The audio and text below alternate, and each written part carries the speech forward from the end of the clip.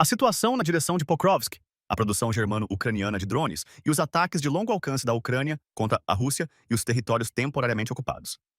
Este é o mapa da guerra, no ar. Eu sou Oleh Borisov. Olá, e começamos com a situação na direção de Pokrovsk.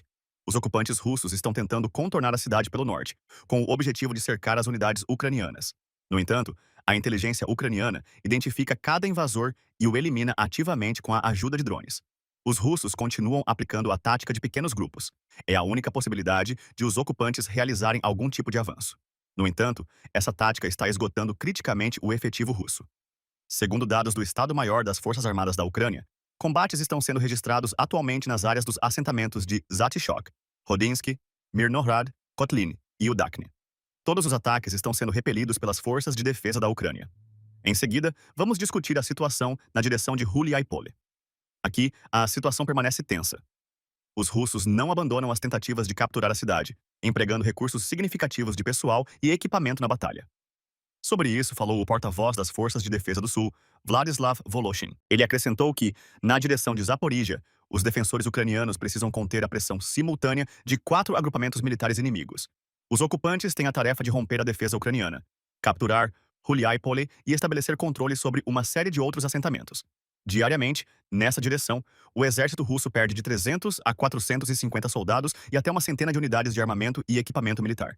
Segundo dados do Estado-Maior das Forças Armadas da Ucrânia, combates estão sendo registrados nas áreas dos assentamentos de Huliaipole, Rivne, Zelene e Dobropilha. Seguimos adiante e vamos discutir a situação na direção de Kupiansk.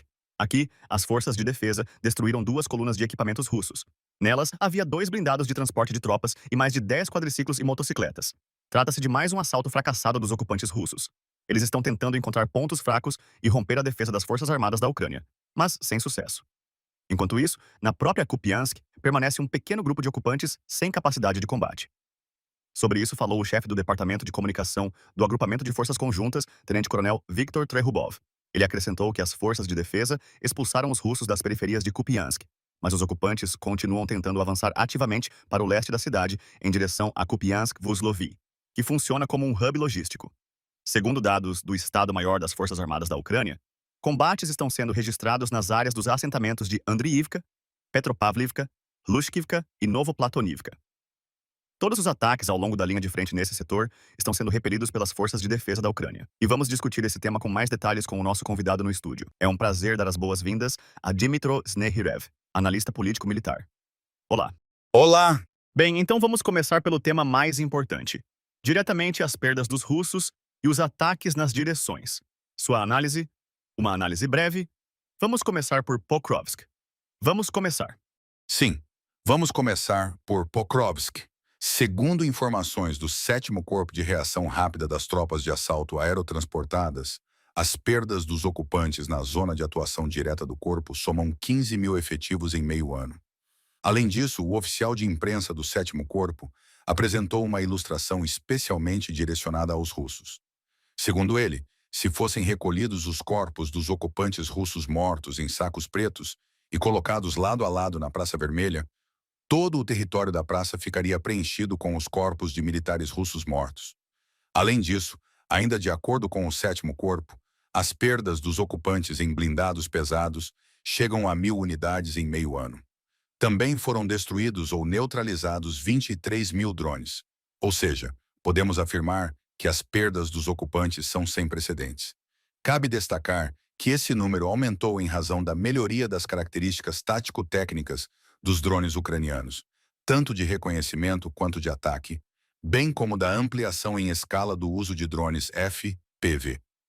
No momento, segundo o chefe do Estado-Maior das Forças Armadas da Ucrânia, Syrskyi, a largura da chamada Kill Zone já varia de 15 a 20 quilômetros. Essa é justamente a vantagem que permite às forças de defesa da Ucrânia conter a ofensiva dos ocupantes russos na linha de contato de combate. Isso quanto à direção de Pokrovsk. Agora, sobre a direção de Kupiansk. Monitorando os canais russos, encontrei um vídeo bastante interessante de um ocupante russo. Ele se dirige aos voluntários dizendo: "Graças a vocês, estamos avançando, mas precisamos urgentemente de sacos para os mortos, em grande quantidade." Essa gravação está sendo amplamente divulgada por associações de voluntários na própria Rússia. Isso é um indício de que as perdas dos ocupantes são catastróficas. Vamos ilustrar com números. Segundo Siersky, as perdas dos ocupantes no último mês somam 29.200 militares. Enquanto isso, a capacidade do exército do país ocupante de repor efetivo, no momento, é de 22 mil. Observem ainda que, segundo dados da inteligência britânica, em determinados trechos da linha de contato de combate, as perdas dos ocupantes podem superar as das Forças Armadas da Ucrânia em até 25 vezes. Isso ocorre justamente graças à largura das kill zones e ao uso da chamada tática do muro de drones. Como vemos, as perdas dos ocupantes ao longo de toda a extensão da linha de contato de combate, se não são catastróficas, são ao menos extremamente graves, inclusive para o exército do país ocupante.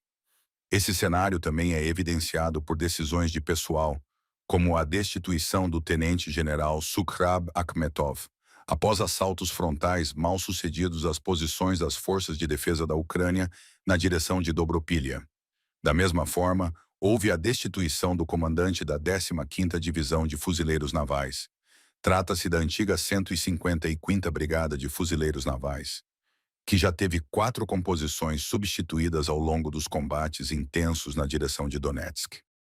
Sem mobilização total, Putin está conseguindo reabastecer as reservas do exército? Há várias opções para repor o efetivo do exército. A primeira é a contratação de militares por meio de contratos. No entanto, segundo dados da própria parte russa, o número de cidadãos da Rússia que assinaram contratos com as Forças Armadas do país é de pouco mais de 400 mil. Enquanto isso, de acordo com informações dos serviços de inteligência britânicos, as perdas dos ocupantes no mesmo período somam 450 mil. Ou seja, como vemos, o reabastecimento por meio de contratados já não resolve a questão da quantidade necessária de efetivo. A segunda opção é a mobilização total nos territórios ocupados das regiões de Luhansk, Donetsk e Zaporizhia. E o mais importante, nos últimos meses, os serviços especiais russos intensificaram as ações de recrutamento tanto no exterior próximo quanto no exterior distante. O foco principal está justamente em profissionais. Trata-se, antes de tudo, de cidadãos de Cuba. Segundo dados da Direção Principal de Inteligência do Ministério da Defesa da Ucrânia, o número total de cidadãos cubanos que podem estar envolvidos em ações de combate no território da Ucrânia, ao lado da Rússia, pode ultrapassar 20 mil. Isso representa um potencial muito significativo, considerando a experiência de combate das Forças Armadas de Cuba. Esse fator não pode ser descartado. Além disso, vale lembrar que, em determinado momento, surgiu a informação de que foi assinado um acordo de cooperação técnico-militar entre a Belarus e Cuba.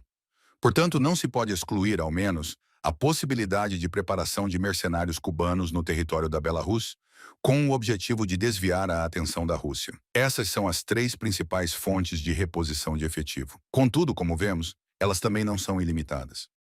Em seguida, vamos falar sobre a produção ucraniana. Para ser mais preciso, germano-ucraniana. O presidente Zelensky recebeu o primeiro drone fabricado em conjunto com a Alemanha. Como afirmou o presidente, o equipamento realizará ataques, conduzirá reconhecimento e protegerá os militares ucranianos. Essas primeiras imagens, pode-se dizer, sem exagero, históricas, estamos vendo agora na tela. Fale-nos sobre esses drones. Afinal, queira-se ou não, a Alemanha é conhecida por sua precisão e qualidade extraordinárias. Sim, são drones com o nome de trabalho Linza 3. Cabe destacar que o alcance de ataque é de até 15 quilômetros e a ogiva, ou seja, a carga útil, é de até 4 quilos. Eles possuem canais de comunicação protegidos e canais unidirecionais de transmissão de vídeo. Ou seja, trata-se de drones modernos. O ponto principal, contudo, é a ampliação da escala de produção. Em 2026, essa empresa conjunta deverá produzir cerca de 10 mil drones. Mas o aspecto central é que este não é o único parceiro técnico-militar da Ucrânia. Vale lembrar que, em 5 de fevereiro, o presidente Zelensky assinou com o primeiro-ministro da Polônia um acordo de produção conjunta, incluindo veículos aéreos não tripulados. Trata-se de um passo extremamente importante rumo à integração com o complexo industrial militar da OTAN, especificamente com membros da aliança, como Alemanha e Polônia, além de contatos semelhantes já estabelecidos com o Reino Unido. É igualmente significativo que a empresa ucraniana Divktor, por meio de sua filial tcheca, tenha assinado um contrato para a produção de drones na Índia. Isso provocou certa repercussão no campo dos ocupantes russos. Estamos falando do fato de que a Índia é um parceiro técnico-militar estratégico do país ocupante. Na prática, isso pode indicar uma reorientação parcial do mercado indiano em direção a produtos ucranianos. Cabe destacar ainda que, considerando a ampliação da produção de drones, pode-se falar em dezenas, se não centenas, de milhares desses veículos não tripulados. Com sua permissão, cito inclusive canais russos no Telegram que comentaram os acordos assinados. Espera-se que a parceria evolua para uma cooperação de longo prazo, incluindo pesquisas conjuntas, desenvolvimento e produção de veículos aéreos não tripulados. Quanto a Devira, trata-se de desenvolvedores e fabricantes dos drones de reconhecimento ucranianos da série Leleka, bem como das munições de espera Bulava, análogas aos Lancet russos. Qual é o resultado final? A Índia, anteriormente considerada aliada, estaria reduzindo a compra de petróleo russo e decidindo adquirir drones de uma empresa ucraniana, embora pudesse recorrer a fabricantes russos. Ou seja, pode-se afirmar que o complexo industrial militar ucraniano está, mesmo em condições de guerra, ampliando sua presença em mercados estratégicos como o indiano. Trata-se de um resultado significativo para o lado ucraniano. Falando em drones e alcance, quero comentar isso com você. As forças de defesa da Ucrânia atingiram, na Crimeia ocupada, um terminal de petróleo e o sistema Pantsir S-1. Se entendo bem, ele é análogo ao Gepard, alemão. Atua a curta distância, mas com alta precisão contra alvos. Ainda assim, o Pantsir S não detectou o drone ucraniano, justamente um tipo de ameaça para o qual foi projetado. Por quê? Como isso aconteceu?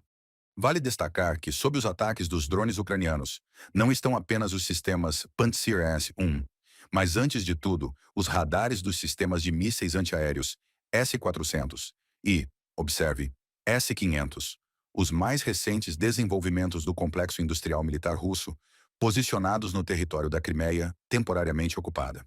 Ou seja, estamos falando do fato de que a comunidade de inteligência ucraniana, especificamente a direção principal de inteligência do Ministério da Defesa da Ucrânia e as forças de operações especiais, está na prática enfraquecendo o sistema de defesa aérea do inimigo.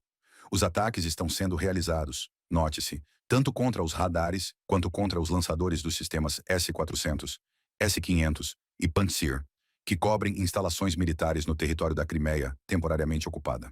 Trata-se, antes de tudo, dos aeródromos de Kasha, Belbek e Saki, locais de base das forças aeroespaciais da Rússia, de onde são lançados ataques com mísseis e bombas contra as posições das forças de defesa da Ucrânia nas regiões de Zaporizhia e Kherson.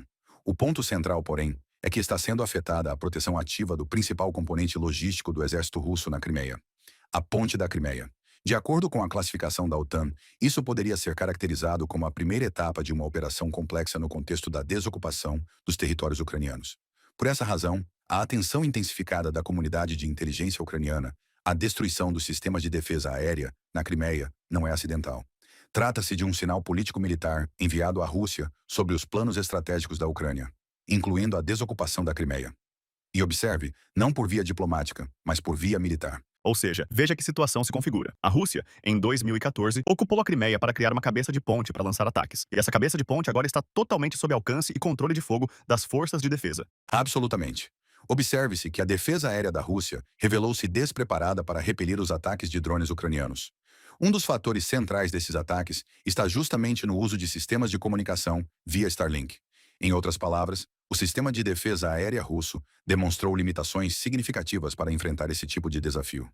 Após as recentes ações do lado americano, especificamente o desligamento dos chamados Starlinks cinza, utilizados pelo lado russo, a situação relacionada à consciência situacional e, consequentemente, a coordenação das ações dos sistemas de defesa aérea, não apenas no território ocupado da Crimeia, mas também nas regiões ocupadas de Zaporizhia e Kherson, foi significativamente afetada.